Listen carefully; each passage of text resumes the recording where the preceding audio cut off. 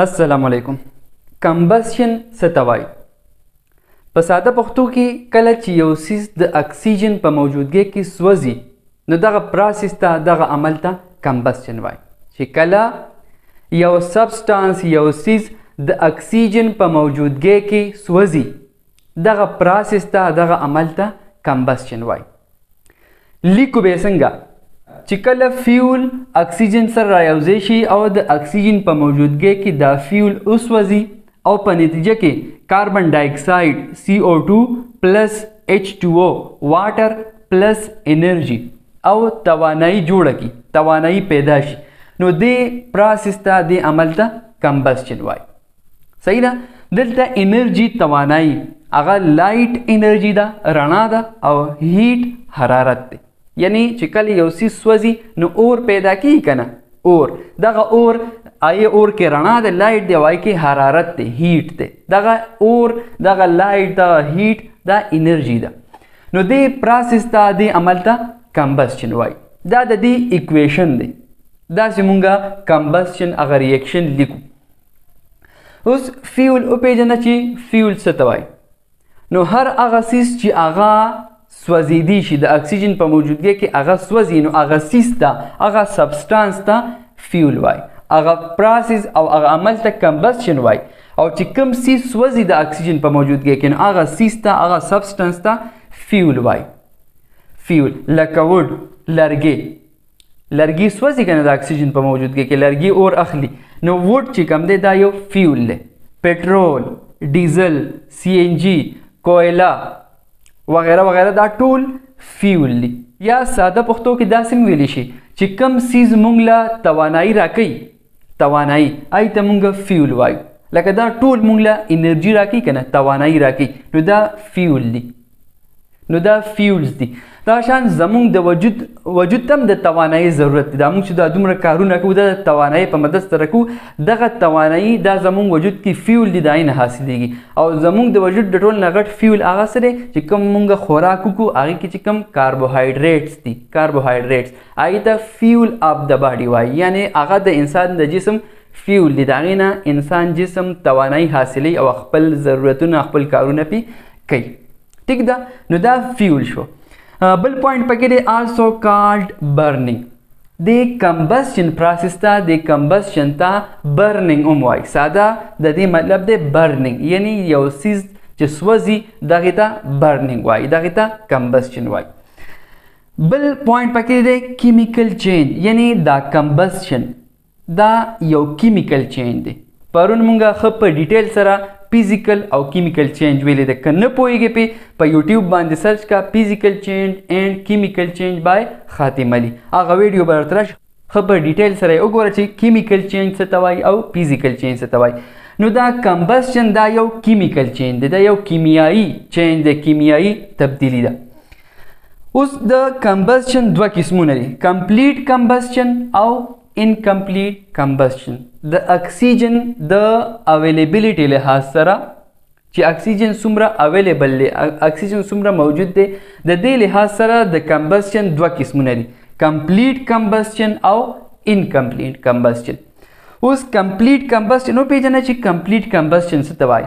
نو داسې کمبسشن چې هغه د سفیشنټ اکسیجن په موجودګۍ کې وشي، یعنی فیول هغه د سفیشنټ اکسیجن سره رايوځي شي د ای په موجودګۍ کې وسوځي نو دې ته دې کمبسشن ته بیا کمپلیټ کمبسشن وایي.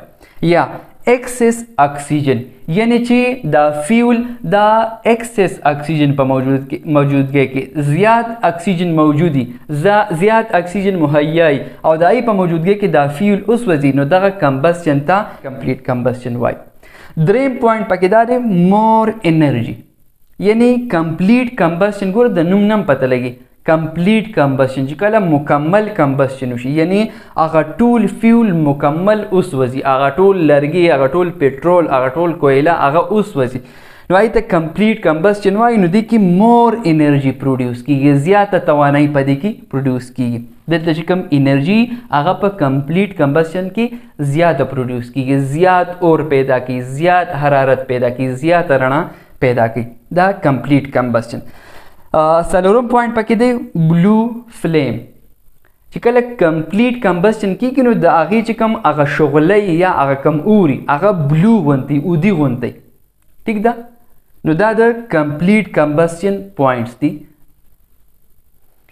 او په کمپلیټ کمبسچن کې فیول چې اکسیجن سره رايوځي شي نو کاربن ډای اکساید واټر او انرژي پیدا کیږي دا د کمپلیټ کمبسچن پروډکټ دی د کمپلیټ کمبسچن په نتیجه کې دا جوړیږي چې دا ورته یاد دي کاربن ډای اکساید واټر او انرژي انکمپلیټ کمبسچن اوس څه ته وایي نو چې کم نامکمل کمبسچن دی یعنی چې کم کمبسچن مکمل ونشي څه مطلب مکمل ونشي چې لیمیټډ اکسیجن هغه ته موجود یا چې کم کمبسچن د لیمیټډ اکسیجن په موجودګۍ کې وشي د کم اکسیجن په موجودګۍ کې وشي فیول کم اکسیجن سره رايوځي شي او اوس وځي نو دغې ته بیا انکمپلیټ کمبسچن وایي دویم پوینټ پکې دی لیس انرژي په انکمپلیټ کمبسچن کې لږه توانایي جوړیږي چې کم توانایي هغه لږی د کمپلیټ کمبسچن په مقابله کې دا لږه توانایي پروډیوس کوي پیدا کوي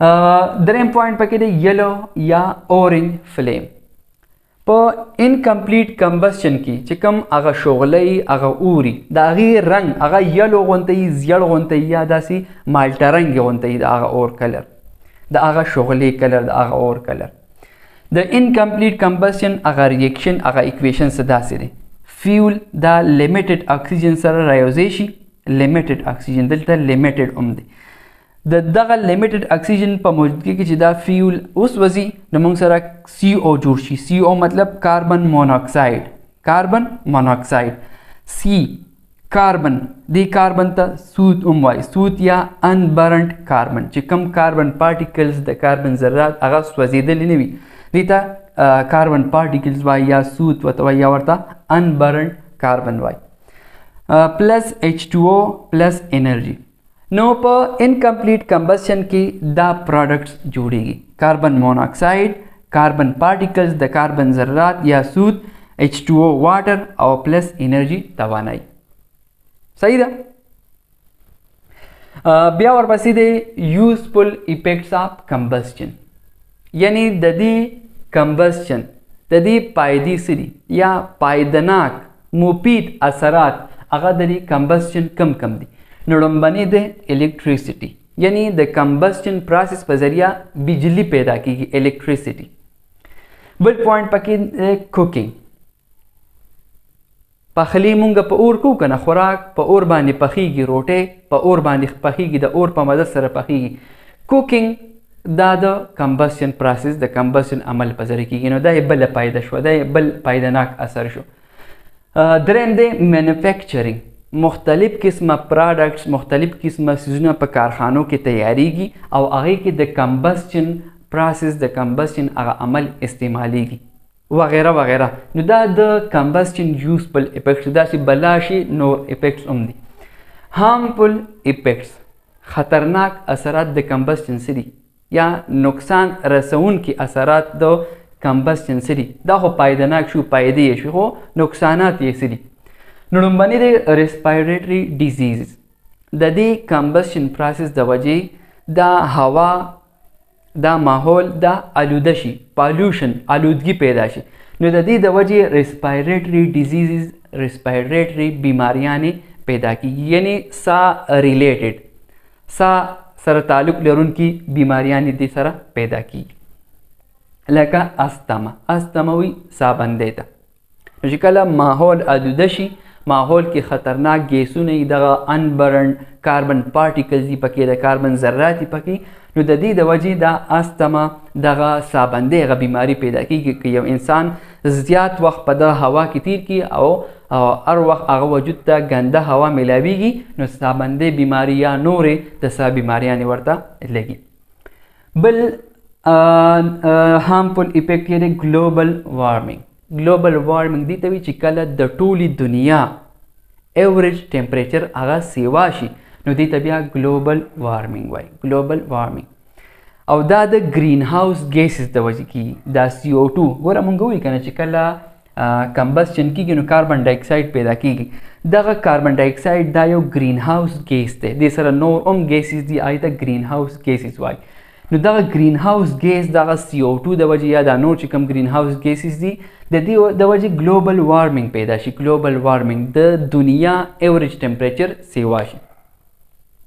گرین هاوس ګیس ساده مطلب څه دی ګوره پکل خو دې لیدلی که نه پکل چې کله مونږ تماکو له بوزغلي وکړو هغه پکل هم وله جوړ کړي که نه د پکل کار دا دی هغې باندې مونږ پلاستیک اچوړي چې کله هغې باندې د نور رڼا پرېوځي نو د نور هغه شعاګانې هغه پکل د در نه ورننوځي ټیک ده خو د هغې پلاستیک د وجې د هغې هغه انرژي کمه شي توانایي یې کمه شي نو هغه واپس د هغې نه نشي وتې د هغې هغه شعاګانې ډېرې شعاګانې په هغه پکل کې دننه پاتې شي نو د هغې د وجې دننه ماحول هغه ګرم شي ټمپریچر سیوا شي. د هغې د وجې هغه د تماکو هغه تخم هغه راوټوکېږي هغه بوزغلي هغه را پیدا شي. نو ګلوبل وارمنګ نو دغه یو گرین هاوس افیکټ دی او د پلاستیک د گرین هاوس کار وکړو. دغه شان د کاربن ډای اکساید چې دا په اټماسفیر کې نو دا داسې یو لیر جوړ کړي نو چې کله د نور شعاګانې ځمکې ته راځي او د ځمکې نه واپس تنبیږي نو هغه گرین هاوس د وجې هغه د دې ځمکې نه بهر نشي وتې بره اټماسفیر ته لاړې نشي نو دلته چې کوم هغه ټمپریچر درجه حرارت هغه سیوا شي نو دې ته بیا ګلوبل وارمنګ وایي. دغه ګیسونو ته گرین هاوس ګیس وایي او دغه افیکټ ته گرین هاوس افیکټ وایي. پوه شوې؟ نو د دغه ګلوبل وارمنګ بیا مختلف قسمه نقصانات دي. د سره کلایمیټ چینج شي آب و هوا ورسره بدله شي د دې د وجې چې کوم دی سیلابونو خطرې طوفانونه دې سره راشي مختلف قسمه نقصانات دا بیا رسیدي دنیا ته. ورپسې د ایسډ رین بل هارمفل افیکټ بل نقصان رسونکي اثر هغه سره ایسډ رین. ایسډ رین مطلب تیزابي اوبه تیزابي باران یعنی څه مطلب چې د دې پی ایچ لیس دین 5.6 هغه د باراني اوبو چې د هغې پی ایچ هغه 5.6 نه کمی نو هغه په کم کیټګري کې راځي په څه کې راځي په ایسډ رین کې راځي هغې ته بیا ایسډ رین ویلی شي په ساینس کې. دغه ایسډ رین دغه تیزابي اوبو دا د څه د وجې راځي H2CO3 د کاربونیک ایسډ د وجې H2SO4 سلفیوریک ایسډ او HNO3 نایټریک ایسډ وغیره وغیره. نو دا تیزاب دي د تیزاب قسمونه دي ټیک ده. دا په نو چې کله برننګ کیږي کمبسشن کیږي په هوا کې مختلف قسمه ګیسونه لکه کاربن ډای اکساید د سلفر اکساید او د نایټروجن اکسایډز دا په هوا کې موجود دي. نو چې کله باران کیږي دغه باران اوبو سره دغه ګیسونه کاربن ډای اکساید د سلفر اکساید او د نایټروجن اکساید هغه ورسره ریاکشن کوي نو چې کله کاربن اکساید ورسره ریاکشن وکړي نو کاربونیک ایسډ جوړ کړي چې کله اوبو سره د سلفر اکساید ریاکشن وکړي نو H2SO4 سلفیوریک ایسډ جوړ کړي او چې کله د نایټروجن اکساید سره واټر H2O ریاکشن وکړي نو HNO3 نایټریک ایسډ جوړ کړي نو دغه تیزابو د وجې هغه اوبه تیزابي شي هغې ته بیا موږ ایسډ رین وایو ایسډ رین. بل ورپسې د CO یعنی کاربن موناکساید. دا کاربن موناکساید دا یو پوایزنس ګیس دی زهریله ګیس دی دومره زهریله دی چې کل پیپل دا خلق مړه کولی شي. که چېرې په هوا کې کاربن موناکساید او یو کس په هغې کې ډېر ټایم لګي او هغه ساه اخلي د هغه وجود ته کاربن موناکساید ورداخلیږي نو دغه کاربن موناکساید دغه انسان مړ کولی شي ځکه چې کله مونږ ساه اخلو زمونږ وجود ته اکسیجن لړ شي نو هغه اکسیجن د لنګز نه پیپړو نه هغه په وینه کې شاملیږي. په وینه کې هیموګلوبین دی هیموګلوبین هغه سره رایوځای کیږي او هغه هیموګلوبین زمونږ وجود کې چې کوم سیلز دي هغې ته اکسیجن رسي هغې ته د اکسیجن ضرورت دی صحیح ده. خو چې کله په هوا کې کاربن موناکساید نو د افینیټي سیوا ده یعنی دی اکسیجن اخوا کې په خپله چې کوم دی هیموګلوبین سره اټیچ چې کله موږ ساه واخلو پیپړو ته لنګز ته زمونږ کاربن موناکساید لړ شي نو هغه کاربن موناکساید هغه هیموګلوبین سره ملاو شي د اکسیجن په ځای اکسیجن نه پرېږدي هیموګلوبین ته چې هغه سره ملاو شي صحیح ده. او هیموګلوبین ته خو د اکسیجن ضرورت دی یعنی هغه زمونږ وجود ته اکسیجن رسوي او وجود سیلز ته وجود ته اکسیجن نه ملاویږي نو که د ډېر ټایم دپاره کاربن موناکساید کې ته ساه اخلي په هوا کې په ایر کې کاربن موناکساید دی وایي کې ته ساه اخلي نو د هغې نه ته مړ کیدی شي ټیک ده. نو په دې وجه دا انسان مړ کی. بل دا چې کوم CO دی کاربن موناکساید دی د ته سایلنټ کلر وایي سایلنټ کلر یعنی خاموش مړ کوونکي ګیس دی دا او ځکه ورته سایلنټ کلر وایي چې د دې د بوی شته نه یې رنګ شته نه یې څه ذایقه شته نو تا ته پته نه لګي نو په دې وجه ورته سایلنټ کیلر وایي. نو دا زموږ نننی ټاپک د کمبسچن په باره کې. امید لرم چې انشاءالله په کمبسچن باندې به 100% پوه شوي.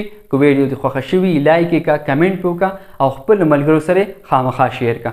او که ته زموږ په چینل باندې نوی یې او تر اوسه پورې تا دا چینل نه سبسکرایب کړی، چینل سبسکرایب کړه، خوا کې د غنټې هغه نشان هم دباو کړه، ځکه چې کله هم نوی لیکچرز اپلوډ کیږي نو اول نوټیفیکیشن به تا ته راځي.